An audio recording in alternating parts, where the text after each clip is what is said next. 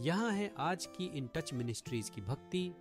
आज के शास्त्र पठन का स्रोत है जेम्स अध्याय 5 श्लोक 16 से 18। सही है कि तुम सब एक दूसरे के सामने अपने पाप स्वीकार करो तथा एक दूसरे के लिए प्रार्थना करो जिससे तुम स्वस्थ हो जाओ। धर्मी व्यक्ति की प्रार्थना प्रभावशाली तथा परिणामकारक होती है। भविष्यद्वक्ता एलिया हमारे ही समान मनुष्य थे। उन्होंने भक्ति के साथ प्रार्थना की कि वर्षा न हो, और पृथ्वी पर 3 वर्ष 6 महीने तक वर्षा नहीं हुई। फिर उन्होंने वर्षा के लिए प्रार्थना की और आकाश से मूसलाधार वर्षा हुई तथा पृथ्वी से उपज उत्पन्न हुई। यह हमारा आत्मविश्वास है। जो कुछ भी हम पिता की योजना के अनुरूप प्रार्थना करते हैं वह स्वीकार की जाएगी, और जितना अधिक समय हम उसके साथ बिताते हैं हमें उसकी इच्छा और उसके अनुसार प्रार्थना करने का तरीका अधिक समझ में आएगा।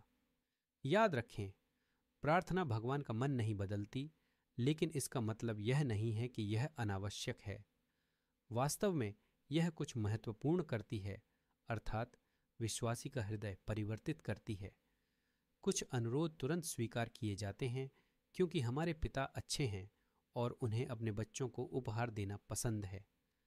अन्य अनुरोधों को पूरा करने से पहले समय या कुछ दैवीय तैयारियों की आवश्यकता हो सकती है। हमें वहीं केवल प्रार्थना में दृढ़ता रखनी होगी। चाहे प्रभु का उत्तर या समय कैसा भी हो, हम विश्वास करते हैं कि उनके पास अपने बच्चों के लिए केवल सबसे अच्छा ही है। इसका मतलब है कि हमें वही मिल सकता है जो हम मांग रहे हैं, लेकिन कुछ और बेहतर। ऐसा ही भगवान का महान आनंद है, क्योंकि वही एकल अद्वितीय रूप से प्रत्येक हृदय की इच्छा जानता है और उसे पूरा करना चाहता है। हमारा सबसे शक्तिशाली उपकरण दुनिया और हमारे चारों ओर की जीवन को आकार देने के लिए हमेशा उपलब्ध है।